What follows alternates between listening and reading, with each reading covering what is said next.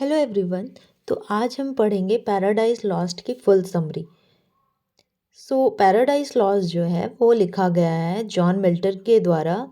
और John Milton की birth है 1608 में और डेथ हुई थी 1674 में। ये जो पैराडाइज लॉस्ट है ये है एपिक पोयम और ये ब्लैंक वर्स में लिखा गया है। सो इसका जो फर्स्ट पब्लिकेशन हुआ था वो 1667 में किया गया था, जिसमें 10 बुक्स आए थे। और जो सेकंड पब्लिकेशन हुआ था वो 1674 में आए थे, जिसमें 12 बुक्स आया था, 2 बुक और ऐड हुआ था। ये जो 12 बुक्स हैं इसमें जो शॉर्टेस्ट बुक है वो है बुक नंबर 7 और जो लॉन्गेस्ट बुक है वो है बुक नंबर 9। ठीक है। और इसके जो मोस्ट इम्पॉर्टेंट जो कैरेक्टर्स हैं वो हम देखेंगे। मैंने यहाँ कैरेक्टर्स को 2 डिवाइड में किया है ताकि आपको समझने में इजी हो। पहला है जो सैटर्न टीम है, दूसरा है वो गॉड टीम है। ओके। तो पहला जो सैटर्न टीम में जो आते हैं लूसीफर, जो कि जब यहाँ पे आते हैं तो उनका नेम चेंज हो जाता है, उनका नाम हो जाता है सैटर्न। ठीक है। दूसरा होता है डेथ, सिन, बेल्जिबब, बेलियल, मैमोन, मोलॉच, मल्सिबर। ठीक है। और जो गॉड की टीम में है वो है सन, गॉड। गॉड तो खुद होंगे ही। नेक्स्ट है Adam, ewe, Michael, यूरियल, Gabriel, Rafale, एब्डियल। Adam और ये ईव जो हैं वो टीम नहीं है, गॉड के क्रिएशंस हैं। तो मैंने इस साइड में रख दिया है ताकि आपको ये सारे भी कैरेक्टर नाम याद रहें। ठीक है। स्टोरी बिगिन होता है बुक 1 में, बुक नंबर 1 में। बुक नंबर 1 में क्या होता है कि जो सैटर्न है वो मतलब वो जागता है, वेकअप होता है हेल के अंदर। ठीक है। और जो सैटर्न इसी के बारे में पढ़ना है।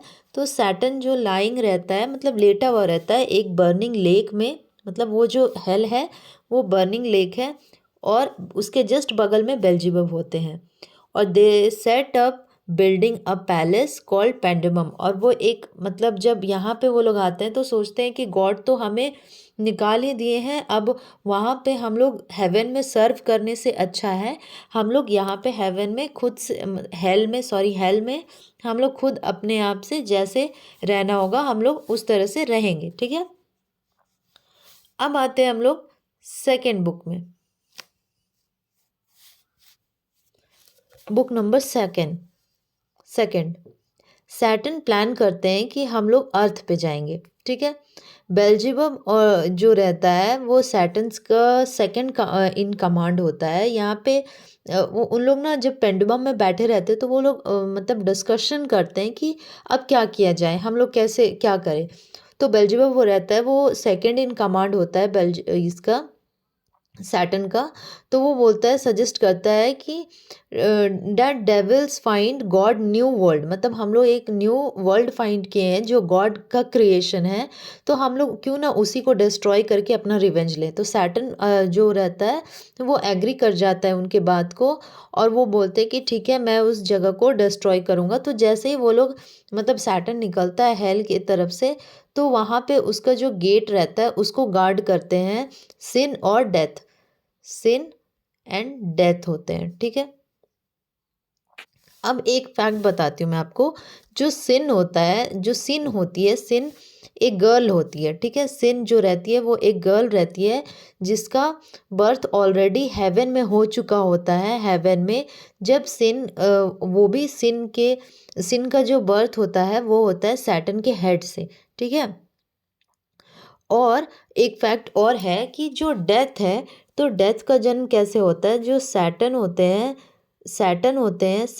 और सिन दोनों मिल के डेथ का जन्म करते हैं, डेथ का बर्थ होता है। ठीक है।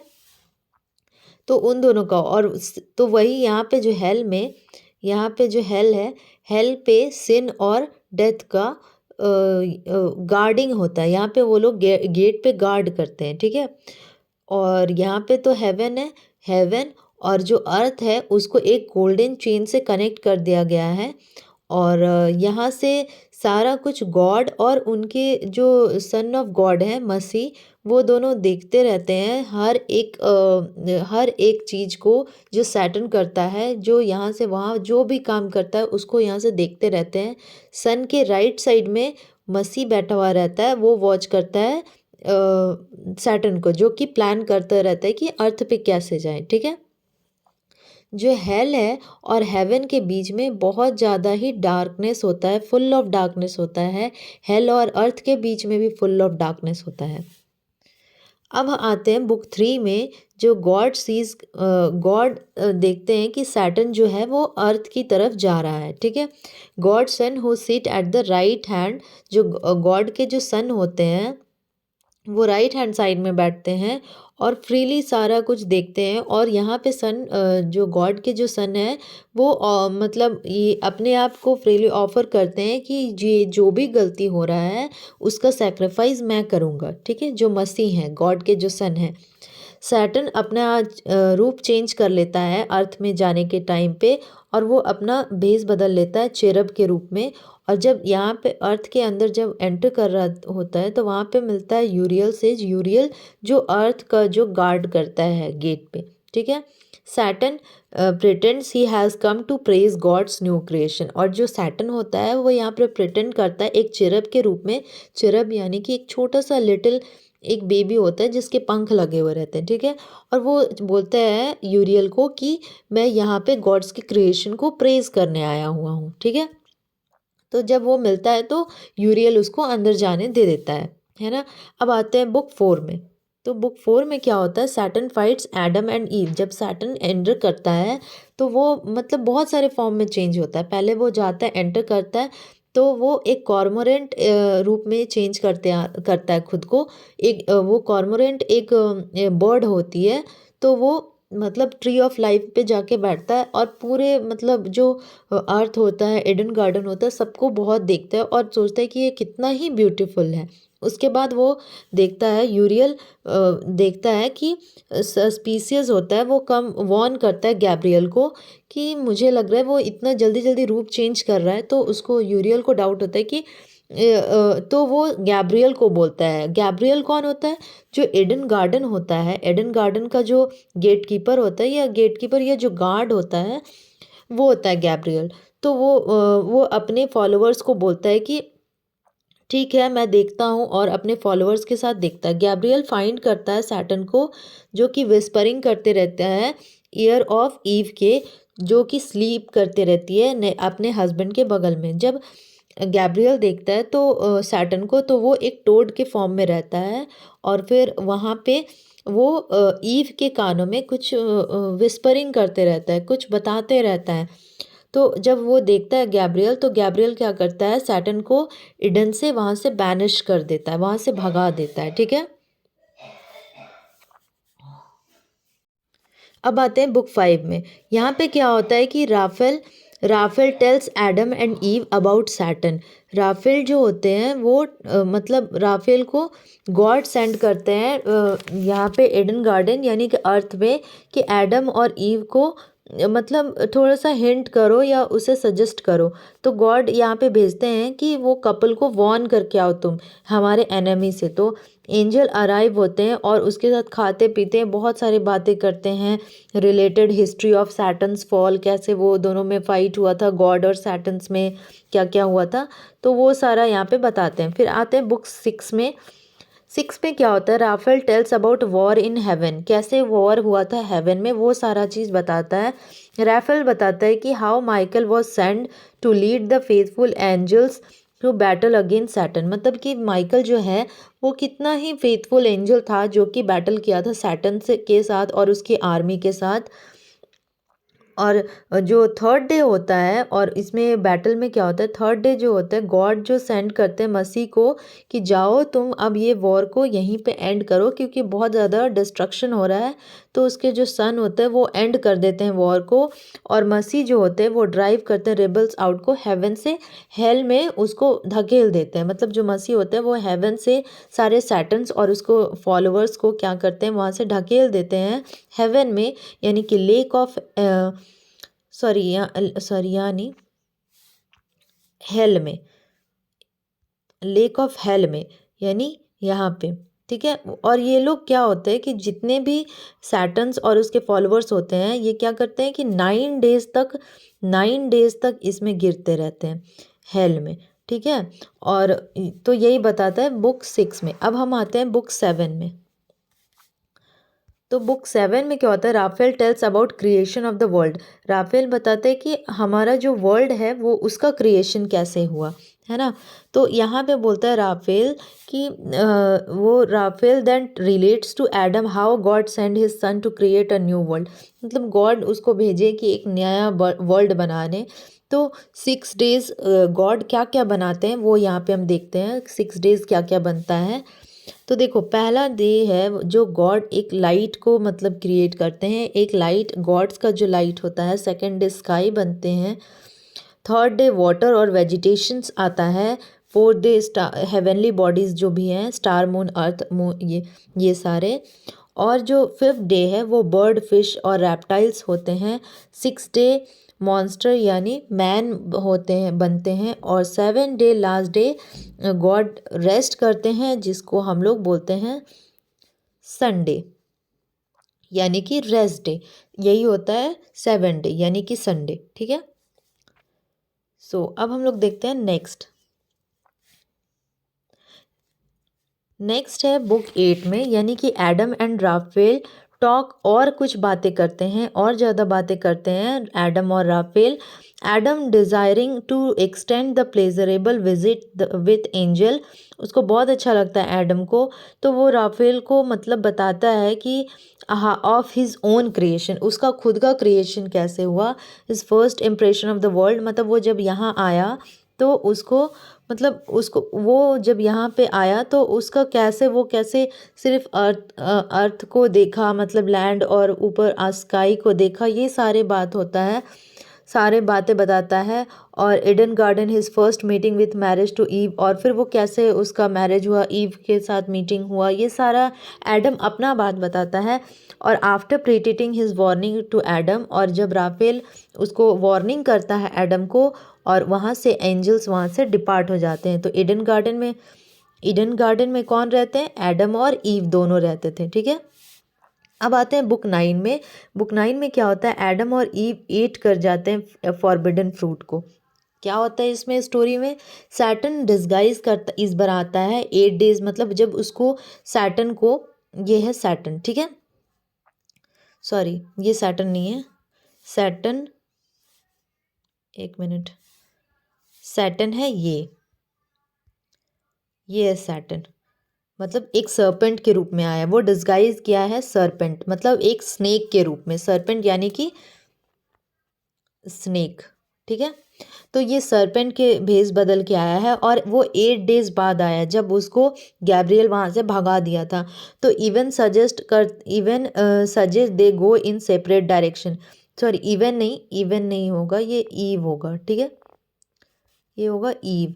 ईव सजेस्ट करती है एडम को कि अब हम लोग दो अलग अलग डायरेक्शंस में काम करेंगे तो ज़्यादा अच्छे से काम हो जाएगा। तो Eve surprise to find creature can speak and soon induce by him to eat the forbidden fruit. तो यहाँ पे जो ये फॉरबिडन ट्री है, तो और तो इसमें जब ईव अलग अलग साइड जाते हैं तो वहाँ पे जो सरपेंट होता है स्नेक के फॉर्म में, वो बोलता है ईव से कि तुम ये फॉरबिडन ट्री का फ्रूट खा लोगी तो तुम गॉड के समान हो जाओगी, गॉड जैसा बन जाओगी, बहुत ज़्यादा नॉलेज आ जाएगा। तो ईव को जब ये बातें मतलब देखती है वो कि एक स्नेक इस तरह से बातें कर रहा है, तो वो बहुत ज़्यादा सरप्राइज्ड हो जाती है और उसको ले लेती है और फ्रूट्स को खा लेती है। After eating they feel naked and aroused with lust. और जब वो मतलब जब ईव फ्रूट खाती है तो एडम को भी दे देती है। एडम इसलिए खाता है कि वो मतलब एक फीमेल को जब वो देखता है कि मैं अगर ये तो अब कर ही ली है गलती तो मैं भी कर लेता हूँ वरना मैं अकेला ही रह जाऊँगा, ये सारी चीज़ें एडम सोचता है। देख तो जब ये दोनों खा लेते तो वो लोग को मतलब वो फ्रूट ऑफ नॉलेज खा लेते हैं, ट्री ऑफ नॉलेज की फ्रूट खा लेते हैं, तो उन लोग को लगता है कि वो नेकेड है और उन लोग में लस्ट की भावना जाग जाती है। दे कवर देमसेल्फ विथ लीव्स, और वो लोग अपने आप को लीव से कवर कर लेते हैं। अब हम आते हैं बुक 10 में। बुक 10 में क्या है? गॉड जजेस एडम एंड ईव। गॉड जज करते हैं एडम और ईव को कि sin and death build a highway. Eve को जज करते हैं और देखते हैं कि सिन और डेथ जो है वो एक हाईवे बना रहे हैं। कहाँ से बना रहे हैं? हेल से अर्थ की तरफ बना रहे, एक हाईवे बना रहे होते हैं। Over chaos to make future passage to, मतलब क्योंकि यहाँ पे एक कॉज है। कॉज मतलब कि बहुत ज़्यादा डार्कनेस है यहाँ के बीच में, ठीक है, तो वहाँ पे एक हाईवे बना देते हैं ताकि जाने में ईजी हो। Satan team instead of applauding him Satan they can only hiss, मतलब जब सैटर्न हेवेंस मतलब अर्थ से जब वापस हेल की तरफ आता है तो वो देखता है कि उस वो मतलब बहुत ज़्यादा खुश था कि हम लोग गॉड के क्रिएशन को डिस्ट्रॉय कर चुके हैं। तो जब वो वहाँ आता है अपने फॉलोअर्स को देखता है तो देखते हैं वो सिर्फ हिश कर रहे हैं। सारे जो सैटर्न है, सैटर्न के फॉलोअर्स हैं, वो चेंज हो चुके हैं स्नेक के फॉर्म में, क्योंकि जब गॉड वहाँ पे देखे कि ये लोग को वो डिस्ट्रॉय कर चुका है, तो क्या हुआ कि यहाँ गॉड आके वो लोग को बहुत कुछ वो लोग को कर्ज देते हैं, मतलब यानी कि वो लोग को कुछ श्राप देते हैं, ठीक है। तो श्राप किसको किसको मिलता है? ईव को मिलता है, एडम को मिलता है, सैटर्न को मिलता है। इन 3 लोगों को श्राप देते हैं, यानी कि कर्ज देते हैं। कर्ज देते हैं। पहला जो ईव को मिलता है, ईव को मिलता है कि तुम अगर जब तुम बेबी को बर्थ करोगी तो तुम्हें बहुत ज़्यादा पेन होगा और तुम्हें उसे संभालना होगा। एडम को मिलता है कि तुम्हारा जो भी बेबी हो उसके लिए तुम हमेशा काम करते रहोगे, तुम्हें हमेशा उन लोगों के लिए फ़िक्र करना होगा, काम करना होगा, पैसे कमाना होगा, खाना पीना सब कुछ अरेंज करके देना होगा, ठीक है, तुम हमेशा कुछ ना कुछ करते रहोगे। स्नेक को ये मिला कि तुम हमेशा पेट की बल तुम रेंग के चलोगे, तुम हिस करोगे, तुम कुछ नहीं बोल पाओगे, और जो ईव के जो बेबी होंगे वो तुम्हें पैरों के तले कुचल देंगे और तुम इनके एडम और ईव के बच्चों को काटोगे। ऐसा कुछ उनको श्राप मिलता है, ठीक है। तो जब ये सर्पेंट जो सैटर्न होता है वो जब लौट के आता है तो देखते हैं कि सारे उसके फॉलोअर्स स्नेक के फॉर्म में चेंज हो चुके हैं। लास्ट है बुक 11। इसमें होता है माइकल सोज करता है एडम को फ्यूचर, ठीक है। तो माइकल जब आता है, गॉड माइकल को बुलाते हैं और बोलते हैं एडम और ईव को लेके आओ और उसे वहाँ से एडन गार्डन यानी कि वहाँ से निकाल दो, हटा दो। तो माइकल लीड करता है एडम को और एक हाई हील पे ले जाता है। यहाँ पे देख रहे हो हाई हील मैंने बनाया है, यहाँ पे ले जाता है और वहाँ पे बैठा के उसको विज़न एक दिखाता है, फ्यूचर विज़न दिखाता है, जहाँ पे उसके 2 चाइल्ड होते हैं, दोनों आपस में लड़ते हैं बहुत ज़्यादा। और ये मतलब कहीं का सीन होता है, मे बी एक प्लेस होती है वहाँ का दिखाते हैं, और दोनों उनके चाइल्ड लड़ते हैं बहुत ज़्यादा और लड़के मर जाते हैं। ये सारा कुछ उसको ये माइकल दिखाता है फ्यूचर विज़न, ठीक है। और बुक 12 में होता है एडम और ईव को एक्सपेल कर दिया जाता है पैराडाइज से। माइकल जो रहते हैं वो अपने प्रोफेसी फ्लड वगैरह जो भी दिखाता है, सारे सीड दिखाता है कि जो वुमेन के जो सीड है वही एक फ्लड लेके आएगा, मतलब जो बच्चे हैं तुम्हारे वही फ्लड लेके आएंगे। एडम और ईव ये सेंड वहाँ से पैराडाइज से उनको भगा दिया जाता है, उनको निकाल दिया जाता है। यह है ईडन गार्डन और यहाँ से उनको निकाल दिया जाता है बाहर। वो लोग दोनों बहुत पछतावा करते हैं, हमेशा गॉड को मतलब माफ़ी मांगते हैं, और जो गॉड ने उन्हें श्राप दिया था उसको वो एक्सेप्ट कर लेते हैं और फिर वहाँ पे हो जाता है। सो ये पैराडाइज लॉस्ट का समरी यहीं पे ख़त्म होता है। आई होप आपको पसंद आया हो। इफ़ पसंद आया हो so like, comment and subscribe.